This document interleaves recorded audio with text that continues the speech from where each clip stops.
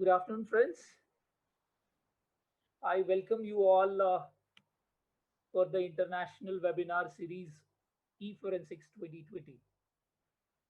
Friends, we have got a very overwhelming response from your side, and we have got more than 1300 registrations around the globe. So, in these 1300, we have seven different countries, and in India, we could get participants from 26 different states. The best thing about this webinar is that we could connect forensic science personnel from various forensic science laboratory, including Central Forensic Science Laboratory, Directorate of Forensic Science Services, New Delhi. We are personnel from law enforcement agencies. We have law practitioners. We have personnel from various academic background, maybe from forensic science and computer science, and also from electronics and electrical engineering. So this has become a great platform to discuss something which is very important in this pandemic. So friends, we have seen that in this pandemic, we are forced to work on e-platforms. And you might have also heard that there are lots of attacks which has been done on various systems, servers. There are lots of fake news, misinformations around us. So we need to discuss on something which is the problem of law enforcement agencies. And that's why research is important. And that's why the topic of today's webinar is current and future research trends in digital forensics. So friends, today we have with us in panel Dr. S.M. Deshpande, who is the director of our institute, which is Government Institute of Forensic Science, Aurangabad. And speaker of the day is Dr. Gaurav Gupta, who is Scientist E and Additional Director in Ministry of Electronics and Information Technology, Government of India. So I would request Dr. S.M. Deshpande, sir, Director of the Institute, to say a few words regarding this webinar. Sir. Thank you, Dr. Rajesh. On the occasion of international webinar on current and future research trends in digital forensics, good afternoon to one and all. We are aware that forensic science in general and digital forensics branch is a particular proving its importance in the combating crimes even in this COVID-19 situation.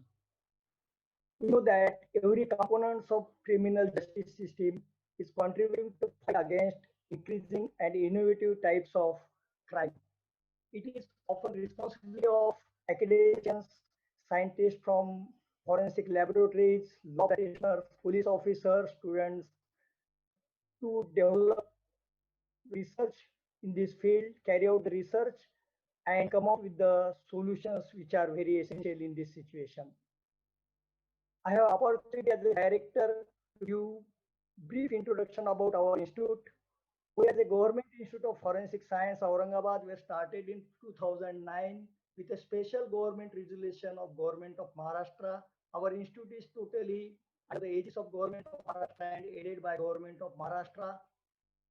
Since journey of last 11 years, we have established the state-of-art laboratories in forensic science. We have very good infrastructure as well as the disciplines we have carried out in this institute, which are very essential today. So, considering the academic excellence and commitment for helping the stakeholders, the government of Maharashtra has recommended us to be a center of excellence in forensic science in collaboration with CIC London under UKD program in 2015. As concerned to the academic curriculum of this our institute, it is a world class definitely, where students get give more focus on the practical exposure to the students.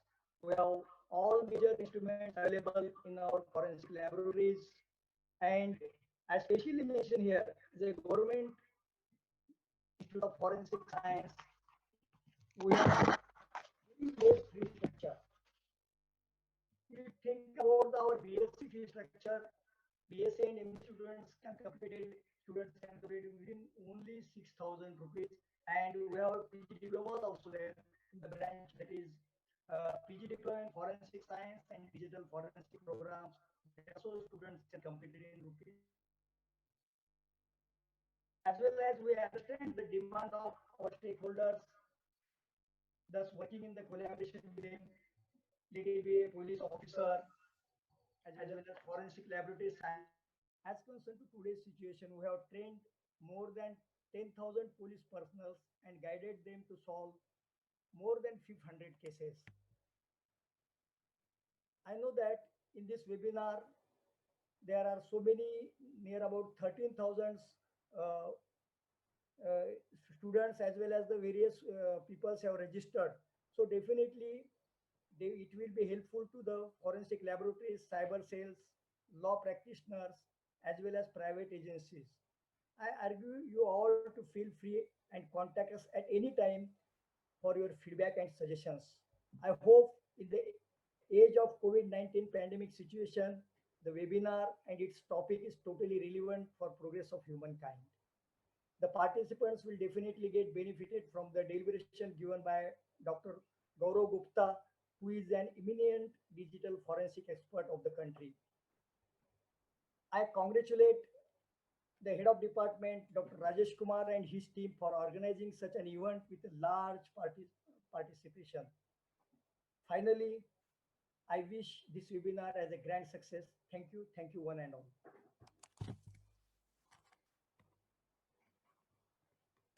Thank you, sir. So now let me introduce our speaker of the day, Dr. Gaurav Gupta. Dr. Gaurav Gupta is working as scientist in Ministry of Electronics and Information Technology, Government of India. Earlier, he has worked as assistant professor in the Department of Computer Science and Engineering at IIIT Delhi. He received his PhD in Computer Science and Engineering from Jadavpur University, Kolkata. Before joining IIIT Delhi, he has worked in KPMG in their advisory services as assistant manager. His research interests include digitized document frauds, cloud forensic, document integrity establishment. For his contribution in digital forensics, Dr. Gupta received Meritorious Young Scientist Award in Indian Science Congress in 2010, and it was conferred through the hand of our beloved President, Dr. APJ Abdul Kalam. So, with this introduction, you can see that Dr. Gaurav Gupta has a vast experience of academics, industry, and now he is in policy making. So, I would request Dr. Gaurav Gupta, sir, to start with his deliberation. Thank you.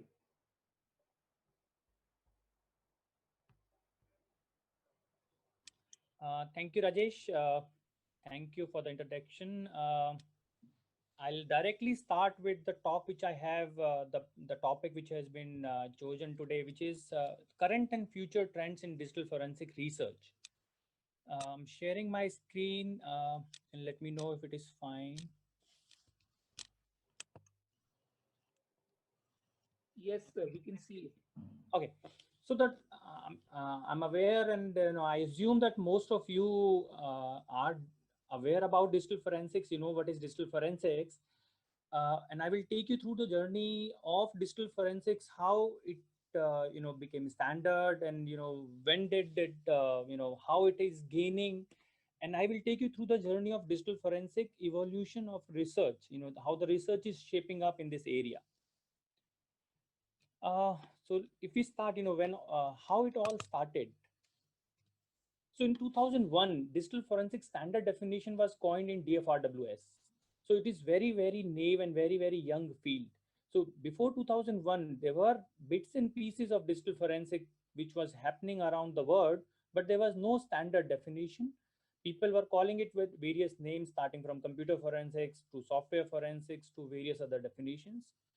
Also in 2001, for the first time, when DFRWS group met, they wanted a common definition and a roadmap which can be used to drive research in the area of digital forensics. Because without research, there is a very difficult scenario in front of practitioners, because everybody will do using their own way, and if it is non-standard way of doing things, then it will be very, very difficult in court of law to prove things.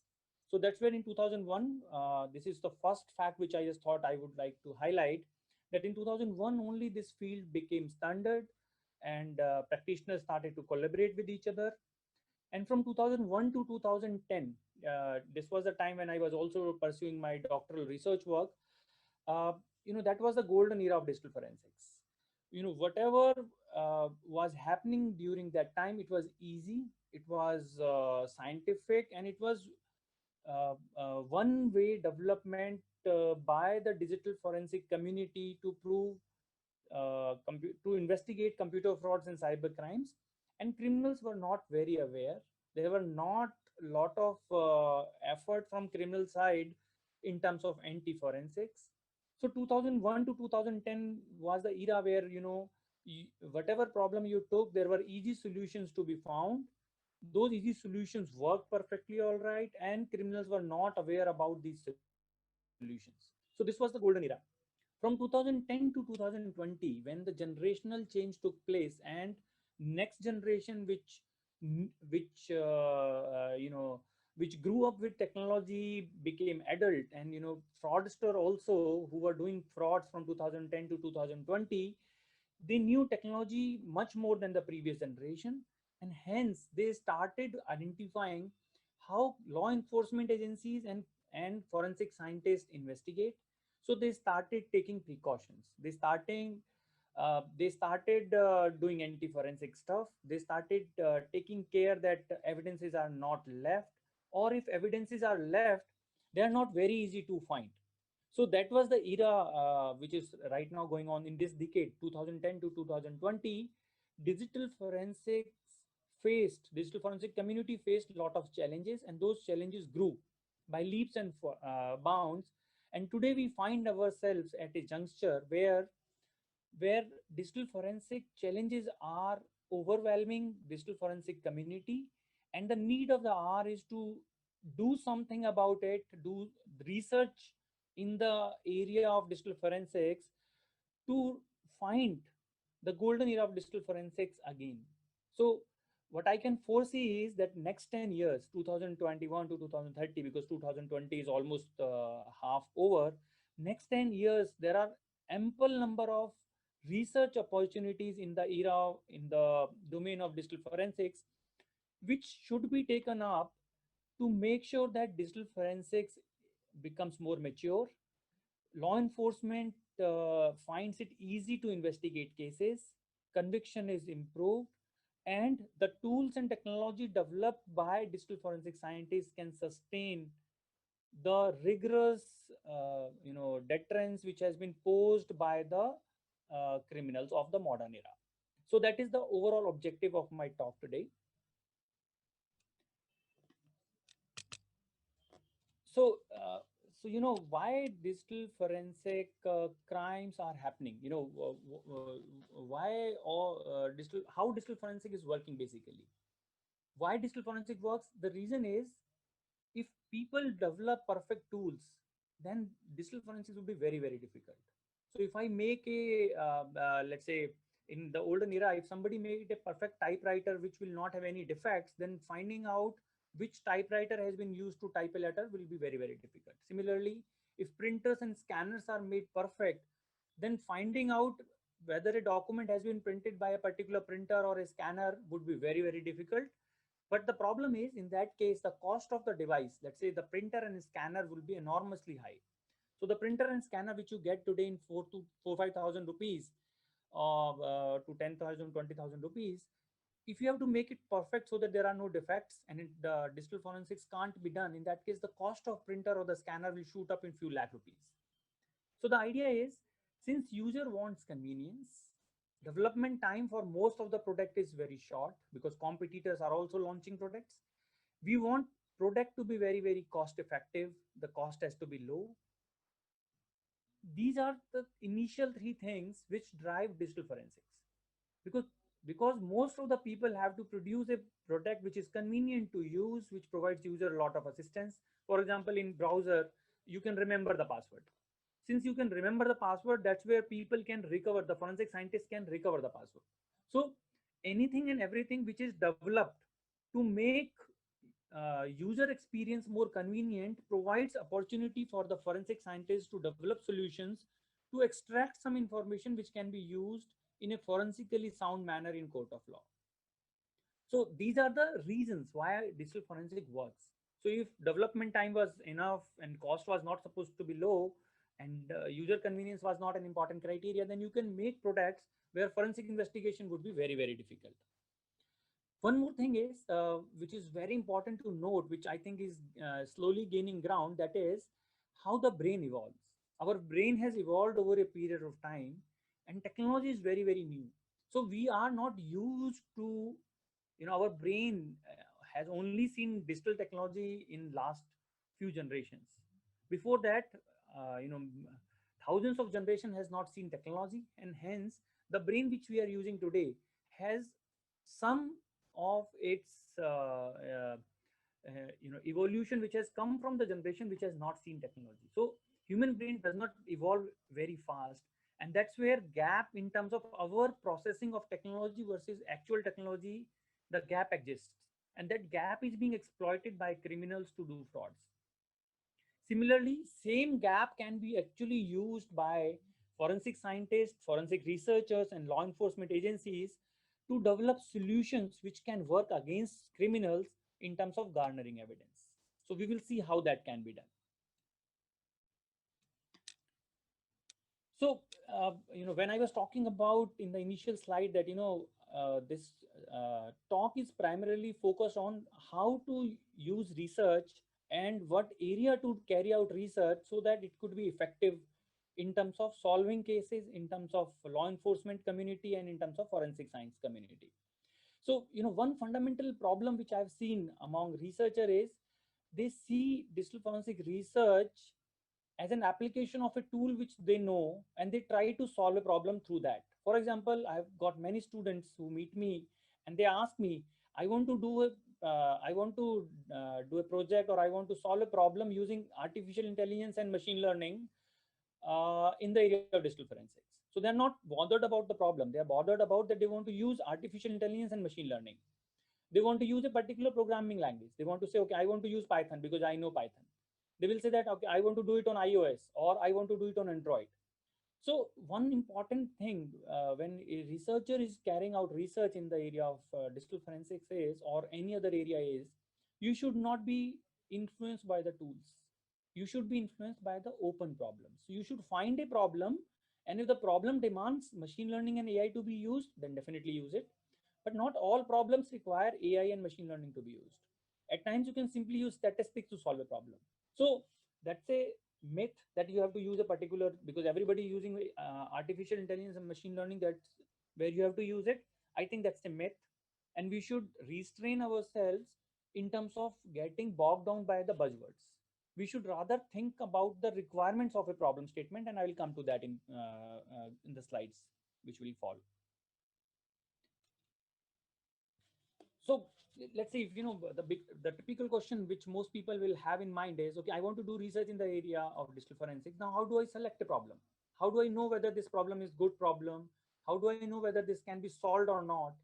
How do I know whether this problem will, once I solve it, will be taken up by the community and the law enforcement agencies in the practical world or not? So these are some of the questions which most people have when they have to start their research, and they find it challenging to answer these questions. So I just thought I will start by answering these questions first. So ideally, your research problem should be selected based on one or more of the points which I'm right now discussing in the slide, that it should have a high impact. High impact means that it should be troubling many people. So it is a problem which most people are facing today, and there is no solution which exists. For example, let's say mobile forensics. So in case of mobile forensics, if you talk to any practitioner today on ground, including law enforcement and forensic scientists, the biggest problem they face is the phones are locked, They have a PIN password or an encryption technology or a pattern lock which is there, and most of the tools cannot bypass it because we have phones have data, and data is stored behind a layer which is either encryption or a PIN or a password or a pattern lock, which we need to bypass to go to data. So this is a problem which today is very, very relevant. Most people face this. 80 to 90% of the cases involve some kind of mobile device in question. And out of 80 to 90% mobile phones, 70 to 80% mobile phone PIN and password or the encryption bypass is not possible because criminals are also very smart. They use latest of the phone, knowing that law enforcement may not be having a key to bypass it, a way to break the encryption. So this is something which is important. So a problem statement which is impacting a lot of people and there is no solution which is available today should be taken up as a problem statement for doing research. The problem which you are taking up should be very generic in nature. It should not happen that, okay, I can only solve a problem for a particular version of Android, for a particular model, make and model of a company and a particular handset, because then that will be very, very limiting. So your problem has to be scalable and your solution has to be generic so that it can be used by the community easily. So instead of doing it for a particular OS version number or a particular hardware mobile device, you should do it in terms of generic. That is something which is important when you are doing the research. It should have least number of dependencies and least amount of integration required. Again, most of the time when I discuss with students who are doing research, most of the time they have a solution, but that solution requires a lot of dependencies. So there are multiple ifs. If this is the case, then my solution will work. So ideally, you should try to identify dependencies and reduce and develop a solution which is not dependent on certain dependencies, and it does not require lot of changes while carrying out investigation. So the integration or the solution should work seamlessly with the existing infrastructure, and hence it will be easy to adopt by law enforcement agencies. If it requires a lot of changes into their infrastructure, if it requires a lot of changes in the way investigation is done, and it requires a lot of cost to replace the hardware and the software and the systems, in that case the solution will not be very scalable, will not be very easy to be used by most of the people. So one way to do is you do disruptive research work. So rather than doing the incremental research work where you are just changing something to make it more powerful or to remove some dependencies, you find a new way of doing it. For example, again, in case of mobile device, since data is there onto the storage device and you have one layer of deterrence, which is your PIN or the pattern lock, one way is if you see a different attack vector. Instead of going through OS, if you directly try to go to data, for example, the latest mobile phones use PDP-3 protocol, power delivery protocol, because we are using USB 3.0. In that case, because this is a protocol where the power, because that USB 3 can be interchangeably used with multiple hardware devices, there is a power delivery protocol which interacts when I connect my phone with the power source. In that case, there is a discussion between my power, the cord which I am attaching to the phone, and the phone hardware to understand what kind of power requirements are there. So that means there is a new attack vector through which you can exploit the PDP protocol and directly access data, bypassing the OS of the phone. So in a problem where you are completely disrupting and using a very new attack vector to solve it, there are higher chances that you will have a very disruptive and very scalable, very generic solution. And that's where you can have more value to your research. If there are any questions, Rajesh, I think you can keep a tab and let me know. Okay, so I'll move forward. So, again, I'll talk something generic. What is the current trend? In last 10 years, we have seen two kinds of crime, basically. One was where we are using digital technology in conventional crime. Starting early 2001 to 2005, cyber crimes were less. It were more of computer frauds. People were using scanners and printers to make counterfeit documents. People were changing date and timestamps to do timestamp frauds. Then a lot of steganography related work which was done in the early 2001 to 2005, 2006 kind of thing. Cyber terrorism is common, and people keep doing cyber terrorism act because technology provides them easy way to connect to various things. IT Act came into picture in early 2000. So these were the some of the things which we have on our hand, where current trend was initially of using technology to do conventional crimes has now moved on to perfectly new form of crimes which were not possible if digital technology was not there. So today we have all kinds of digital payment mediums and people are doing frauds there. We use multiple kinds of QR codes to do transactions. People can change those QR codes. People can then misuse the payment apps. Then there are supply chain, which is completely dependent on digital technology. People are exploiting supply chain and doing digital technological frauds. So digital technological frauds are seeing a radical shift initially where technology was being used to do conventional crime to now where we are doing completely new digital crime. And that's where I think new research needs to be done.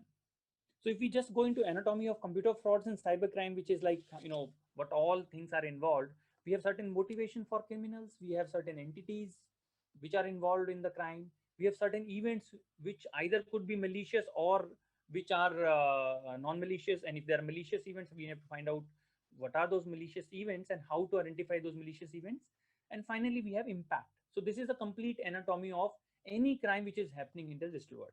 Somebody will have a motivation to do a crime. It will impact by his actions or by some events which they will do. It will impact some of the entities in digital and non-digital world, and it will have some impacts. So if we can study all these things about a crime, then we can better understand what are the aspects of computer fraud and cybercrime which needs research, where we can come in and make a contribution to stop computer fraud and a cybercrime. So motivations are obvious, right? Money, which is the biggest motivation. That's where the BFSI, banking and financial frauds happen. Revenge. This is also new because people plant evidences to implicate someone else. Terrorism is obvious, which most of us know. Then we have a new form of motivation which was not there in the physical world, criminal activities which were taking place before 2001. Which is intellectual satisfaction, adventure, sense of feel of achievement. A young teenager, hacking into the server of a technology firm or a NASA or something like that, where he want to show off that he can hack. So it is basically a new motivation which was not there in the previous generations. This is something new, and this needs to be tackled in a different way. Infancy of digital forensics, as we discussed, 2001 only digital forensics came, and we are still catching up in terms of developing solution. Our laws are also catching up because law changes are slow compared to technological changes which are very, very fast. So if you see, let's say most of us in my generation who got their first mobile phone in 2001, it took 5 to 7 years to change a mobile phone. So still my average of changing my mobile phone, my mobile device hardware is approximately 3 to 5 years. Whereas every 6 months there is a new and very advanced model of a mobile phone is launched. So today people, the current generation people at times are changing mobile phones every 6 months to a year or less than that, because you're getting much improved hardware and lot of new features and lot of new sensors integrated into the mobile device, which was not there earlier. Earlier devices were changing at a very, very slow pace. So laws are still changing slow, but technology is changing very fast, which at times creates a gap which is very difficult to fill. In case of digital world, one more thing which happens, which is very interesting to explore, is there is less guilt and less chances of being caught. Because I'm doing crime sitting at home, and if I'm doing a crime which is a heinous crime, let's say if I'm murdering somebody by hacking into a hospital system by changing the doses of the drug, I'm not seeing that person die in front of me. So it is much less, I feel less guilt compared to if I go and murder somebody using a weapon like a gun or a knife. So less guilt because virtual nature of committing crime. And since since laws and forensic tools, technology, methodologies are slow and conviction is less, people think that they have less chance of being caught. At times they are not aware what technologies are there using which it can be easily proved that who has done the crime. But still, people somehow feel in digital world that nobody is seeing them. Whatever crime they are doing, it's very difficult for somebody to find out who has done it. It is less investment, and because you have to, for doing a crime digital world, you only require a laptop and an internet connection, nothing more than that.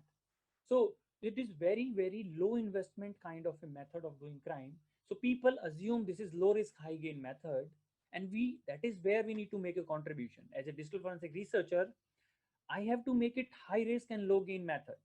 I have to develop solutions which are very fast, which can investigate by capturing the very, very fragile, very mutable digital evidence uh, in very less amount of time, so that I can take up those cases to the court of law very easily and can prove it, so that the misconception which criminals have that it is low risk, high gain method, we have to convert it to high risk, low gain method. That should be our objective while doing the research. So as we discussed, I have certain motivations, but then I have certain entities. When somebody is doing a crime, he's doing a crime from some source, let's say mobile phone or a laptop. Then he has a target where he's attacking. He has intermediate nodes, servers and routers and intermediate hardware through which he's connecting from source to the target. And there is a crime scene. In this case, the crime scene could be virtual. The crime scene could be, whole of the world.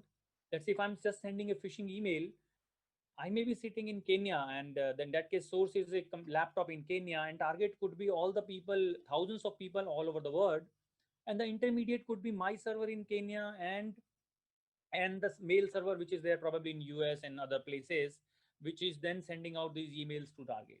So crime scene could be everywhere. This is something which is different than the conventional world. So where all we can get evidences, we can get evidences on source. We can try to come back from target and try to find out, how the mails have traveled, what service has been used, what are the signatures of the traversal path which the packets have taken place, and so on. So when in criminal activity is being done, when any activity is being done, when any event is taking place, it can be categorized either into an unauthorized connection, that I'm connecting to some computer which I'm not supposed to. I'm stealing stealing some information. I'm tampering or destroying some data. I'm planting evidence to implicate someone else, or else I'm just causing denial of service by sending out thousands of requests or thousands of packets to a particular target, or I'm initiating a terrorist activity. So this is not exhaustive list. This is only the tentative initial list. Then these are some of the events which have taken place, and these events actually will give you the way to generate evidences. For example, if I'm doing an unauthorized connection, in that case, the evidences are that on the target machine where I'm doing unauthorized connection, there has to be a tool which I have uploaded or downloaded through which I'm trying to connect. There are logs of who all tried to connect, what all scans took place, which port was used to connect to the computer. So event will tell you what all possible places evidence could be. So whenever you are doing a research, you need to find out, whenever any activity, whether it's malicious or non-malicious, which is happening, what are the events which are taking place and what are the entities which are involved, because these entities and events only will provide you the possible evidences. Impacts, again, these are, I think, easy to guess. Impact, because people are having motivation about money, so there will be loss of money, loss of time, loss of reputation. So these days, at times state and non-state actors and the corporates, the rival corporates, are engaging people who are expert in carrying out cyber attacks, not only to gain money, but at times they want to destroy the reputation. For example, if the reputation of a bank, there is an attack on the bank and the people are scared to deposit money in that bank, and they start to withdraw the money from the bank can collapse in a day. So if there is a bad reputation, then that reputation can kill the business today in digital world, because the virality of information is so fast. Before somebody can react, and there are a lot of fake news and a lot of virality aspect about news which exist on the social media can ruin the complete businesses if reputations are attacked. Denial of service is very common. Most people know mental harassment. Starting from cyberbullying to all sort of cyber communication which is happening can be used to harass somebody in the digital world. Starting from making a fake profile to cyberbullying to stealing of the information to posting objectionable photographs and videos about a person, either genuine or morphed or without consent. All these could cause huge amount of mental harassment to many people, and solutions which can actually assess whether the data which has been posted about a person, whether it's genuine or fake, tools in that category could be the need of the hour. Then there are impacts on economy, which is again very well understood and documented. I will not go in detail in that case. So what we have seen is that there is anatomy of a computer fraud and cybercrime, which means there are motivations, and those motivations are carried out by certain events which impact certain entities, resulting into certain impacts. So these are the 4 points where you have to put in place a solution that which can identify who is motivated into attacking a particular thing. So that's where one research point will come out. You have to find out what events they can do which are malicious and how to control them and how to investigate them. That could be the research point. Then what are the impacts and how to minimize the impact of an activity which is going wrong, which is malicious. That could be also the intervention point where research can be done. Understanding anatomy will provide you a very easy way of dissecting a problem which you are trying to solve, and the points where you can put your solution, place your solution, and what are the possible evidences which you can get. Let's take an example. For example, if somebody is making a counterfeit document by scanning and printing, right? So I know motivation is a counterfeit document. So which means now I need to know what a counterfeit document, how a counterfeit document will be different than the original document. And we all know about Lookart's principle, which says that every contact leaves a trace. So when I'm making a counterfeit document, I have to scan the original document, make some changes, and then print it. Which means the counterfeit document has come into contact of a printer and a scanner before it has been produced. That means if I look for information exchange of scanner and printer in the final counterfeit document, that can help me find out evidences. How do I do it? Let's say if I take a counterfeit document, which if I'm presented a document which could be counterfeit, if I see the document in high resolution by magnifying it, I will get lot of noise which is coming because of scanner and printer which has been used in making this document, which is a counterfeit document. If it is not a counterfeit document, then that noise of scanner and the printer will be negligible, and it will be the color purity will be very, very high. But otherwise, because Locard's principle says that the counterfeit document is produced through a printer and printer and scanner is bound to put its noise into a document, and that could be your starting point of research. So any problem statement, if you understand well and you know what are the entities involved, in this case printer and scanner is involved, those are the points from where you will start finding out evidences, and then you will try to automate it. Once I know that there is a noise, now what I can do, I can write algorithms using image processing to process this noise and give a meaningful outcome which is scientifically converted to some numbers which can be used as a report in court of law. So that is how the research progresses forward.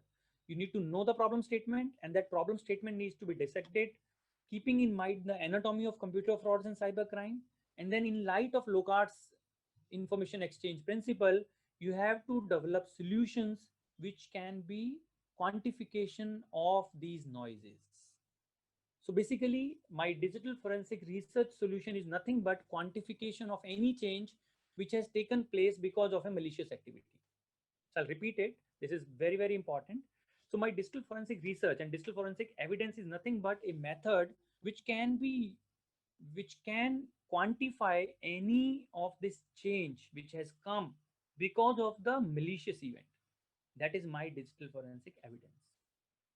So this is how you go about solving a research problem. So, what are the challenges today, which, as I told that, we are facing a lot of challenges from 2010 to 2020, because criminals now know technology. They are the next generation people who have seen technology in great detail. They are the people who understand technology, and they try to now make sure that technology is used for their benefit rather than law enforcement benefit. So first is, if you see, the first hard disk of my computer was in MBs. So my first hard disk was 100 MB in my computer, and over a period of time from 2001 to 2010, the hard disk size has physical size has not shrank, but number of amount of information which you can store has increased multifold.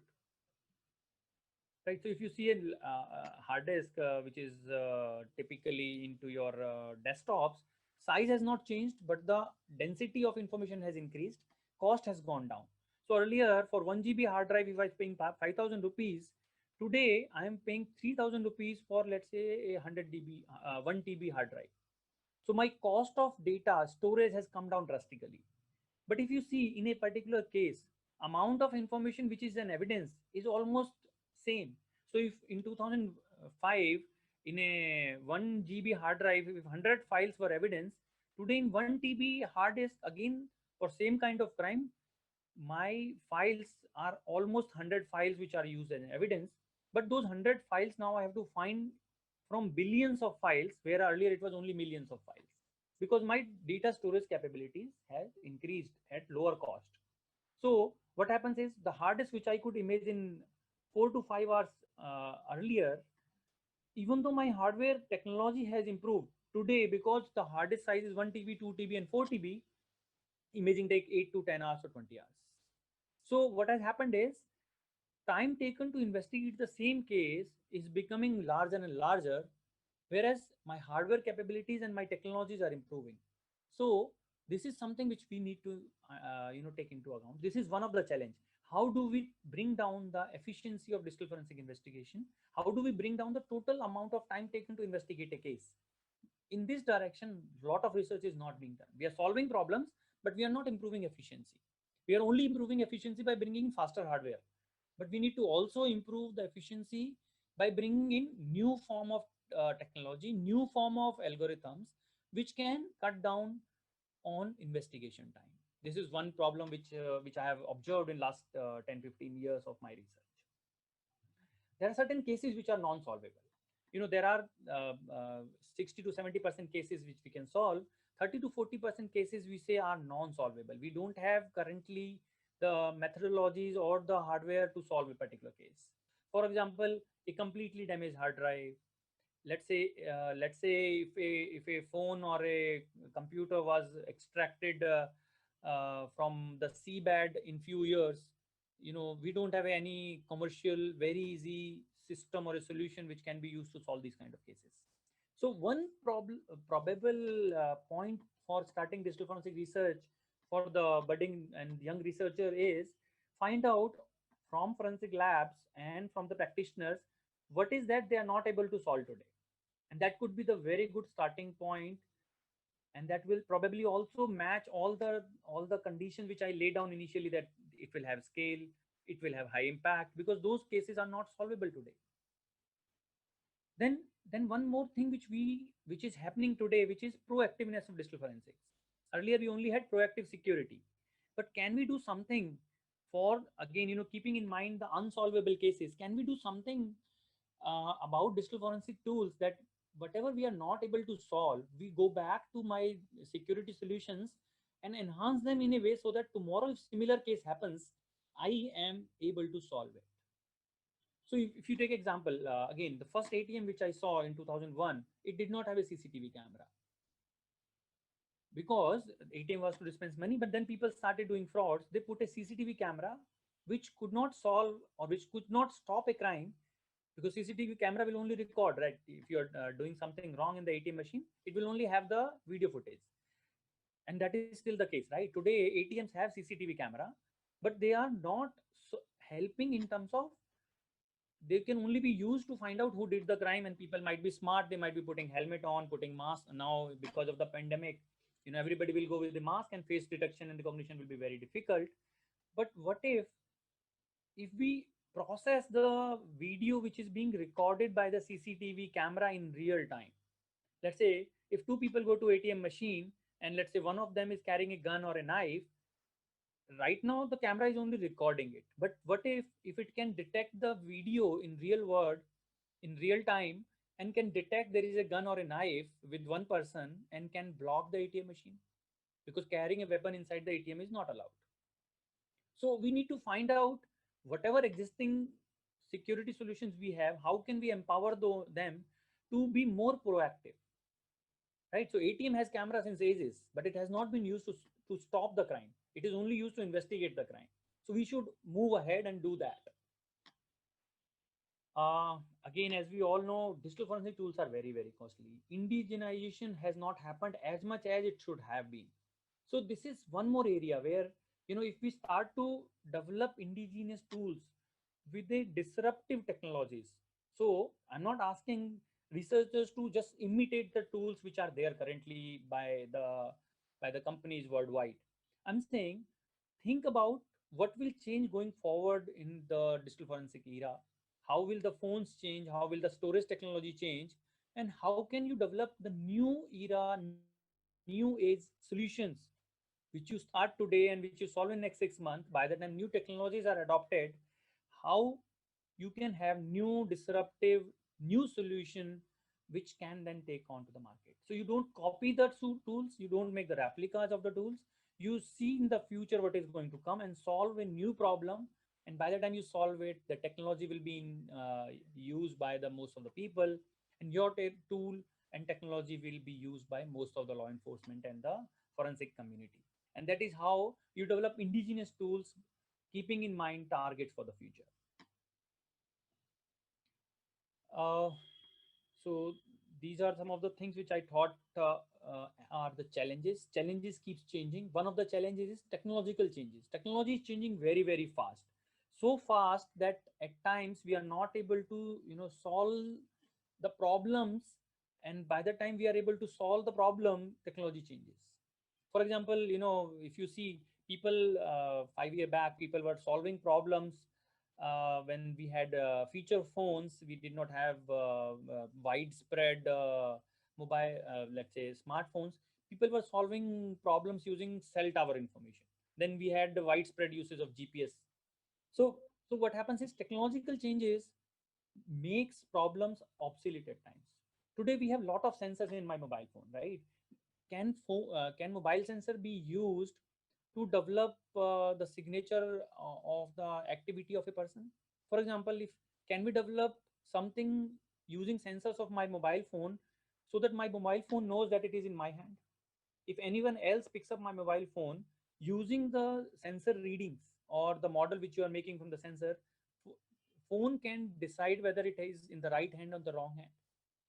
If somebody starts to take your phone and walk away, and if the phone is able to identify it is not you, it can raise alarm, it can lock everything, it can send out SOS messages. So can we use these kind of things? Because these are the things which are going to be used widespread going forward. So phones are having sensors. All those sensors are, gold mine for digital forensic researchers. That should be mined to develop new solutions for digital forensics as well as security. Okay, so I'm now going to list some of the open problems which many people are right now working, or they will become bigger problems going forward. So most of us know, earlier people used to make morphed photos or morphed videos. My face has been taken and somebody's body is taken and mixed together, and so on. So this was what was happening earlier. But today people have moved forward. We have high-end computing power and machines, hardware, and then we are having artificial intelligence and machine learning, and we are having GAN kind of systems where we can learn and can generate something which is completely new. So if you go to this website which says that this person does not exist.com, it makes it displays faces of the people who actually does not exist in this world. It is completely new and generated using artificial intelligence. So morphed versus non-existent artificially generated image. These two are different problem statements and they will grow further. So what can we do about finding out fake videos, fake photos, which has been generated by technology? And using these kind of fake videos and photos, people will have fake news. Fake documents is widespread. NFC based fraud. This is new. You know, I have a credit card which can be, which has NFC, near field communication capabilities.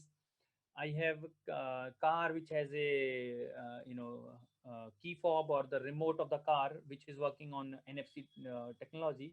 So what happens is, if I want to tap my card instead of just typing pin and doing touch-based transaction, I want to do a touchless transaction. This is basically touchless, right? I take my credit card and tap it near to the POS device, and automatically transaction happens. Banks have now limited, let's say up to 2,000 rupees only it is possible. But what if it higher amount of transactions are enabled and you are carrying your card in your pocket and somebody has a POS machine and just taps your pocket from behind in the crowded place, transaction is done. You will never know about it. You come back home, you park your car and you put your key fob onto the key holder, which is typically at the entrance of the door. Now what people can do is, since it is constantly transmitting information, people can record it and replay it using two mobile devices, one person standing at your doorstep, one person standing near to your car, and this can be used to relay. So a new generation of NFC based crimes are happening. And as we move forward, you know, my IoT device and near field communication device, these will become the norms of the day, and they will be low resource, low power, low computing devices. That means lot of frauds will happen exploiting these kind of technologies. So this is something for the researchers or the next generation to take up, uh, identify and anticipate what kind of frauds which can happen in this area, and try to develop solutions, both security solution as well as forensic solutions around these upcoming new technologies. I've seen a case where a robotic arm, this is something which is available. You know, there are robotic arms which can hold a pen, and you can train them to write. Now, what people have done is, people have trained them to write my writing. So, if let's say you have 10 pages of my things which I have written in past, and if you take that as a sample and give it to this algorithm, which is training the robotic arm. Now this algorithm can learn from my past handwritings. It will take out all the primitive, the way I write, what I'm writing, how I'm connecting. And since you have given him sufficient 10, 20, 30, 50 pages of my previous handwriting, which is not very difficult to get about a person, that can be used to learn. And then you give a pen to this robotic arm and give a paper or a bank check or a stolen check of my account. In that case, this pen will write my signature or the text which I want to write in my handwriting, and it is not having any sign of a printer or a scanner. It is not a counterfeit document. So it is artificially intelligence has been used to learn the way I write, and then a robotic arm is writing for instead of me. So it is very, very difficult to find out who wrote it, and it will be done by a pen. So there will be no remnants of a scanner or a printer. So this is next generation fraud. Similarly, next generation audio and video fraud, where I learn from your past videos, I learn from your past audios, and reproduce a new audio or a new video with new text or a new expression. So these are something which is happening and which will happen more and more going forward. And this is an area of research which people have to probably think of. One more problem statement which is interesting is, in olden days we had the original document and the copy of the document. But today, if I give you 10 files, if I give you one file and it is there on my computer, it is there on my pen drive, it is there on my email, and 10 different places, and if I ask you which is the original copy and which is the copy of the original, since it is all digital data, it is very difficult to tell. So there is no way you can tell what is the source, initial source, and what are the copies. And this is a problem statement which, if somebody can solve using some methodology, could be something which is very interesting. Digital imaging, when we talk about normal computer forensics, the first thing you have to do is, you can't work on original. You have to make bit by bit copy of all the data into the storage media to a different storage media, and this is known as imaging. But as I told you, initially it was 1 GB, 2 GB, 10 GB hard drives. Today we have 1 TB, 2 TB, 4 TB hard drives.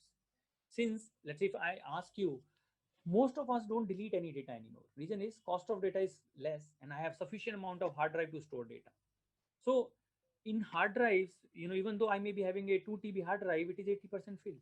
It will have multiple copies of the similar thing. So that means lot of unnecessary data which is there on my hard drive. When somebody, a computer forensic scientist or a law enforcement investigator has to make a copy or the image of a hard drive, it has to do multiple, it will take time because it has multiple copies of the same information. Can we do something instead of doing a selective imaging, which is not admissible in court of law? Can I do something which is intelligent imaging, where I make a copy which is reduced by 30 to 40% in size by doing some intelligence, by applying some intelligence about the copies of data and redundancy of data, but it still produces the complete hash.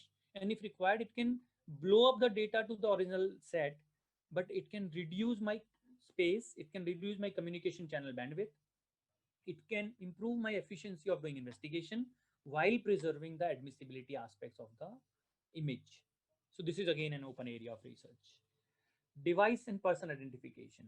How do you know whether which particular device has been used? Because as I discussed, all my devices are today loaded with sensors. So we have lot of sensors, lot of personalization. So your hardware and software combination makes a device unique. Can we use this to identify device? Can we use it to identify the person who is using this device? So this kind of research again has lot of potential because only limited amount of work has been done in this area. As I discuss about fake things, counterfeit is also very, fake and counterfeit are slightly different. Uh, in case of counterfeit, if you see drugs, products, voice, video, anything and everything is counterfeited. Anything which can be digitized today can be counterfeited and misused by, and this can actually have not only the impact in terms of loss of money and the loss of revenues, but also the reputation. And as I discussed, volume of data and cost of data is reducing, and it will keep on reducing, posing very serious challenge in terms of how fast can you process it. So this is one parallel area of research, that can you develop solutions which can tackle large volume of data and can still produce result in less amount of time. And technology is changing fast, laws are adopting slow, because technology changes are not controlled by us. Technological changes are most of the time rivalry between companies. Let's say Apple has launched a new phone, which means in next few months Samsung also has to launch a competitive phone which has almost similar kind of features. So this is a cutthroat competition among the corporates. That's where technological changes are so fast that forensic researcher has to keep pace. Not only they have to solve problems which are on hand, they have to anticipate what will come in future, what are the new things which have been developed in terms of storage and computing and sensors, and how will they come back in terms of the technological solutions. For example, I foresee that in within next 2 years my phone will be a completely disintegrated device. It will not be a single piece of hardware, it will be disintegrated wearable device.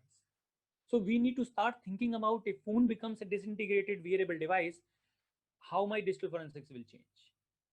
All the modern cars today come out with a GPS and an entertainment system.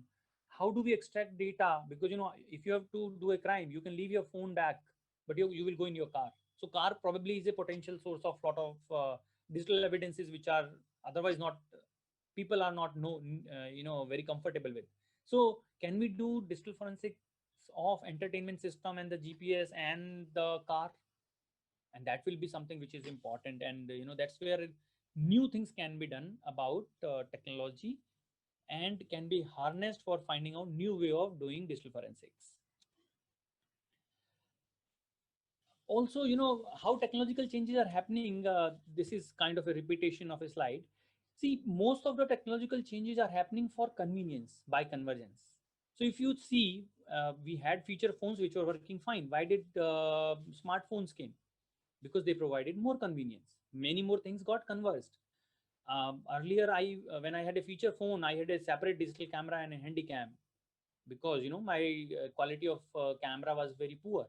So today, if I have a smartphone, I don't carry a separate handy cam or a digital cam, or for that matter, many more devices which were there. So once upon a time, 10 to 15 different digital devices people used to carry. Today, all of them has been integrated, converged into a one single device, and that is good for the forensic scientist, because my my phone has all the sensors and all the integrations, which means there are chances that when I'm not doing activity using one sensor, still the data about other sensors are being recorded. So invariably, my phone will end up having some kind of evidences into the device. This PPFI is privacy preserving forensics. This is again gaining ground. Data protection laws around the world are shaping up, taking place. In Europe, we have a GDPR regime which is already there. So privacy of data becomes important. For example, today, if I'm working for a corporate and if I'm using my phone as bring your own device, my phone will have lot of data which is personal to me. It will also have lot of data about the corporate. So in case I am found or I am being investigated for something by the corporate, my privacy of private data, the personal data should be ensured. So forensic tools today do not at all take into consideration privacy aspect of the personal data. So as the laws are shaping up, tomorrow this will become a mandate by the law that privacy of the content which is not relevant for the case might be ensured by the investigators. So all the tools and the technology or the methodology which we have currently will face a very big challenge that these tools are not ensuring privacy. So we need to start thinking about this from today onwards, that how do we develop next generation digital forensic solution which can ensure the privacy of the data which is not related to the case, and automate investigation in a way that it will preserve privacy but find out evidence is much faster, much quicker, and with less human intervention in an automatic manner, but ensuring the completeness. So these are some of the things which I thought I'll discuss. One more point which I thought is we used to do chip offs to extract data from the devices, but these device manufacturers are making this chip off very complex, very dependent on the hardware. And going forward, because of the encryption and the resistance from the original equipment makers who are making these phones and the mobile devices and the laptops, doing chip off will become very difficult. We need to now find a disruptive new method of doing extracting data from these devices, which is completely radically different. It might be by using some kind of electromagnetic spectrum. It might be by doing some kind of sensor based analysis of the underlying storage medias, and I don't know what. So this is something which I think is very difficult, but this is something which will be required by all of us going forward for doing almost all kind of investigation, where extracting data without chip offs by a radically new way will be the need of the hour. So this was on the technology front. I thought I will also discuss about some of the things which people at times ignore. As a forensic scientist, as a law enforcement agencies, we know what are our rights. We have tools, technology, and infrastructure which we can buy and use, but we need to also be responsible. Many times I've seen people misusing things. That's where personal and private data discussions are coming into picture. That we need to make sure that what we don't know we should not do. We should not misuse the data which we are extracting for anything other than the purpose we have extracted that data. We should share the best practices. Let's say if I am done an investigation which is one of its kind, I should find out, document it, and share among community. One way is to publish research papers, other way is to write articles. So we need to share, because this fast changing technological world requires that every time I have a new case, I just cannot reinvent the wheel. If somebody has investigated that kind of device with that kind of problem statement already, the documentation and the sharing of best practice will make my life easy and can speed up the overall forensic investigation for the country and the world. So we need to share our best practices. Okay, so this I will skip. This is again something new which is happening and which I think will gain more grounds. Till now, we were only developing technological solutions. we were not considering how human brain works, how criminals are thinking, how law enforcement people are thinking, and how technological impacts human brain evolution.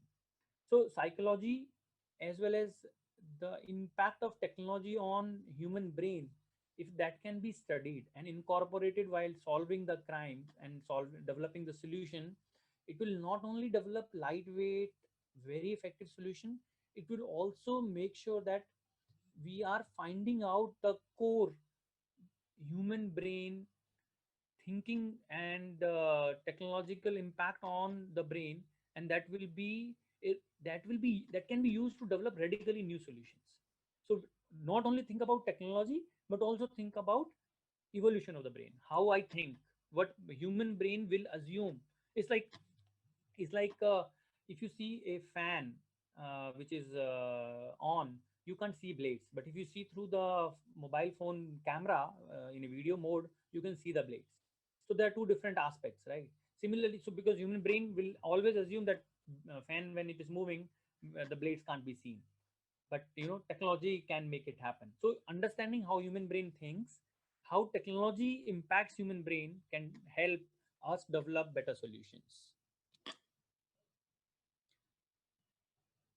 So we need to ask ourselves that what we need to solve, keeping in mind some of the things which I have discussed. Understand that we need to solve impactful problems, otherwise it will not be used. Our solutions has to be in the line which are making overall things better, overall things faster, and it is considering whether the technology is going to get obsolete or not. If I'm developing a solution for a feature phone that is going to disappear soon, so I need to make sure that I am developing solutions for the technology which is which has just come or which is about to come. If I'm developing a solution for an older technology, it will go away. For example, CDs and DVDs, right? Nobody uses them anymore. So most of half of us will still be having a laptop which is having a CD and DVD drive, but we don't use it. Last time, I don't know whether you have used this 1 year back or 2 year back. Very rarely somebody uses it. So technological changes are so fast that we are having a laptop which is having a CD and DVD drive, but we are not using it. Similarly, we should not put our energy to solving a digital forensic research problem which is going to be obsolete soon. So because development takes time, and we need to make sure that we keep a track of how technology is changing and align our research to the upcoming new technologies. And you can get all these information from newspaper, right? If you see a fraud being reported in newspaper and social media and in community multiple times, that means it is a high impact problem. So something which is not coming every day in newspaper or in media or news might not be a high impact problem, only sometimes it is happening. So validate a problem which you are trying to work, whether it is being reported in real world or not. That can help you validate your correctness of your problem.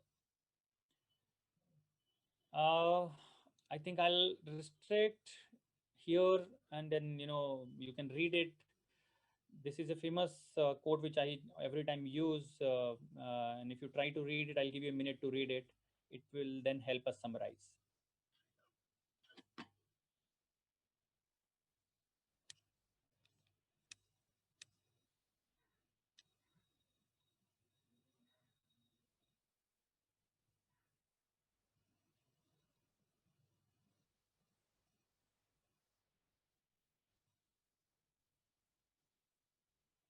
So here basically, this talks about how human brain works.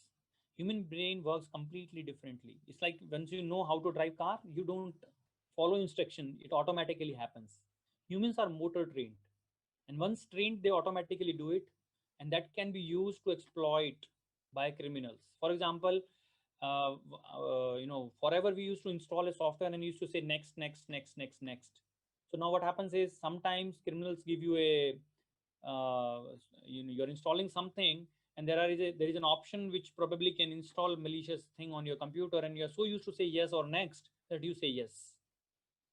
So then there are multiple more examples which could be there, like opaque window on a screen where you can't see the frame, but it is opaque frame, and you click and it automatically gives you the payload on your computer and install malicious software. All those things happen because we are not thinking how technology impacting our brain. and how human brain thinks and what it thinks about technology. And that is an important aspect while developing solutions. So a lot of creativity is being used by criminals. And similarly, digital forensic experts, researchers, law enforcement people can also use creativity to solve interesting problems, to develop new solutions which are effective and can solve challenges of digital forensic community. Some of the important resources, DFRWS, it gives you all the free papers of last 20 years. And this was the forum which started with the standardization of digital forensic field. So all the presentations, papers of last 20 years are freely available. It's a very good platform where you can publish if you're doing some original research work. We have IFIP 11.9, which does digital forensic conference every year. It also happens in India every alternate year. So 2020, it happened in India, and 2022 January again it will happen in India. And Slashdot is a forum where a lot of technological updates are shared that can help you understand what is the latest technological updates which are there and how that can be used in digital forensics. With this, I'll conclude. I will be happy if somebody would like to discuss and get guidance in terms of doing research. You can reach out to me. Depending on time availability, I'll try to answer and help you out to carry research and probably some internship opportunities for the students. I can consider depending on availability. And I can take up your questions.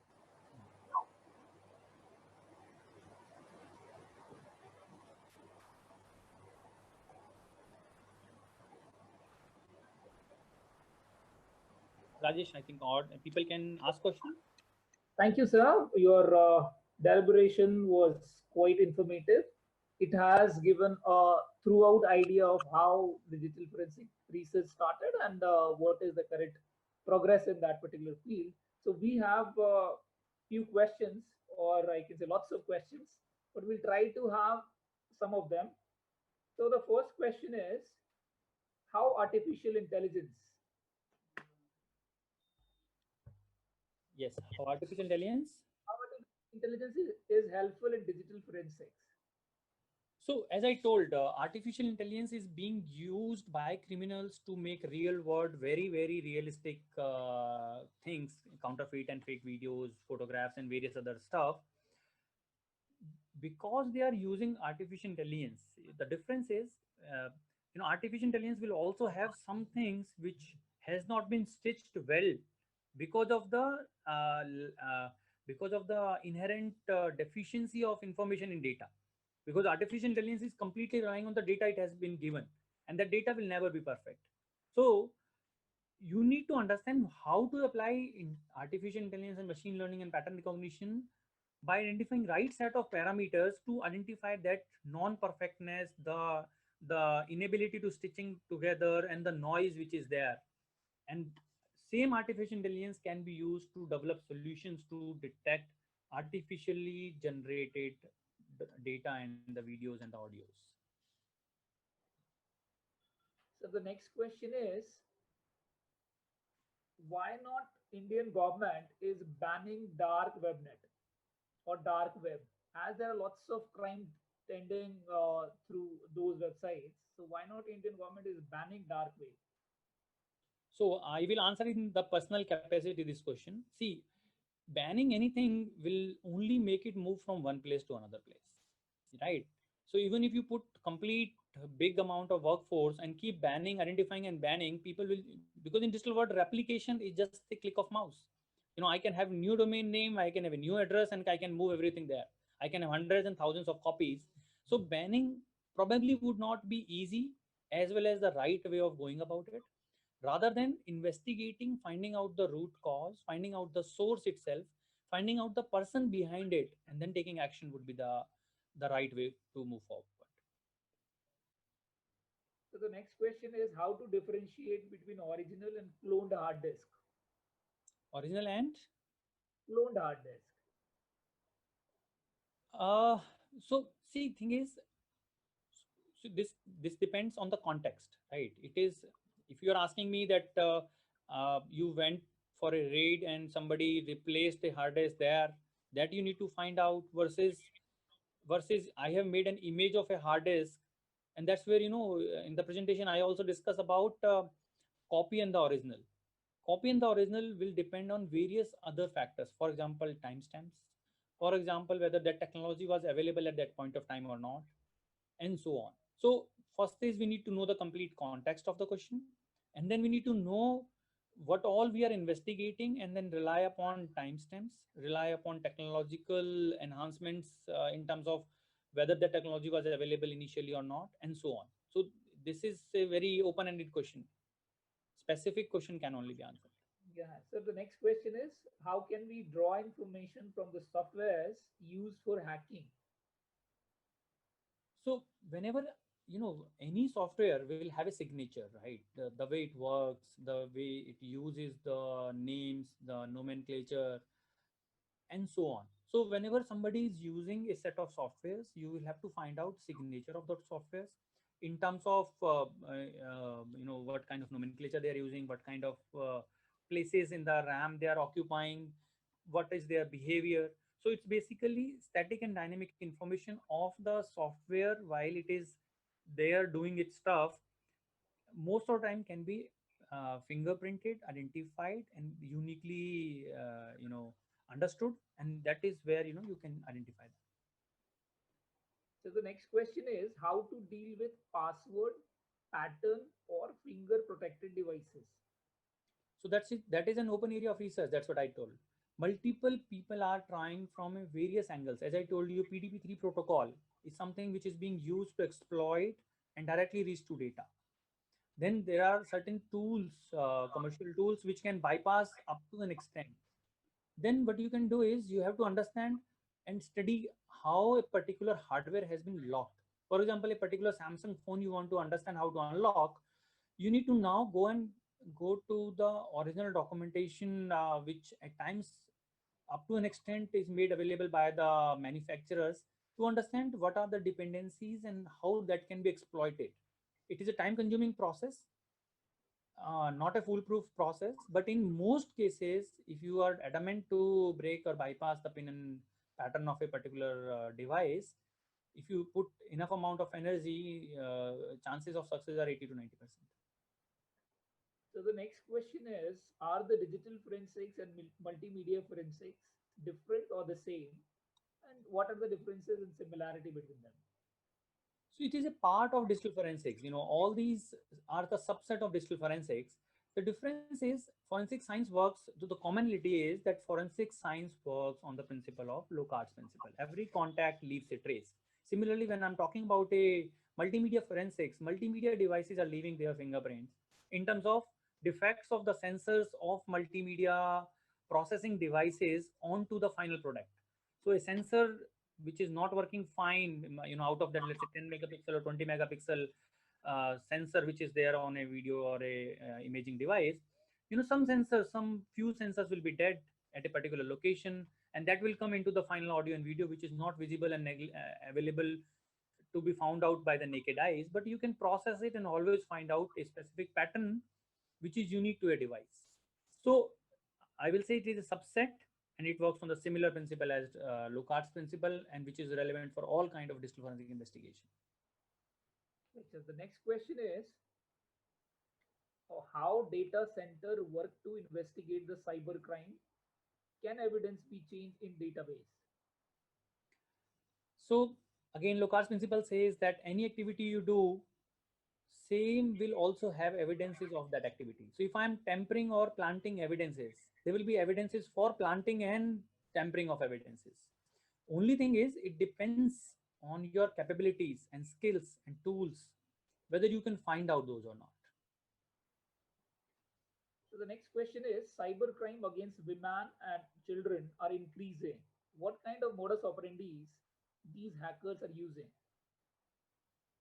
It's a very wide question. See, crime against women and children were always there, and probably are increasing because of reach of technology, as well as wide audience who are participating in these kind of crimes, and because mobile phones, cameras, and videos are of good quality, very cheap cost, and data cost is also very less, and it can be used to, you know, circulate all these kind of stuff.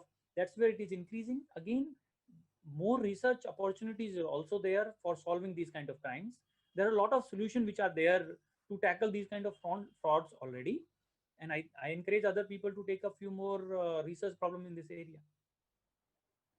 So the next question is, how can we track back a proxy chain irrespective of ISP, which is being used by a cyber attacker for IP bouncing and hiding themselves around the globe?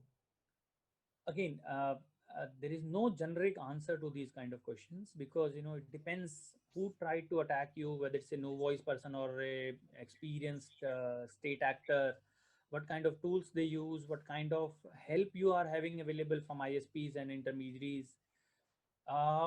Again, the simplest answer which I can give is, if you are really committed to solve a particular thing, it will take time, it will take a lot of resources, but you can most of the time identify a lot of information, up to 80 to 90%.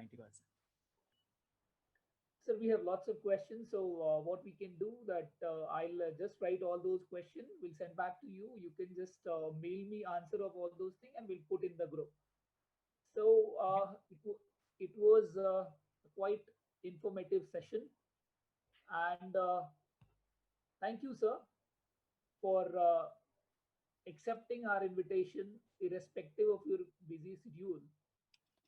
We are very thankful from eForensics 2020 team to you, sir. So for participants, we have already linked feedback. We have already sent feedback link to YouTube or in this Zoom chat. So you please fill the feedback and send to us. The certificate will be issued within a week time, and all information will be updated on the Telegram channel which we have created for this purpose.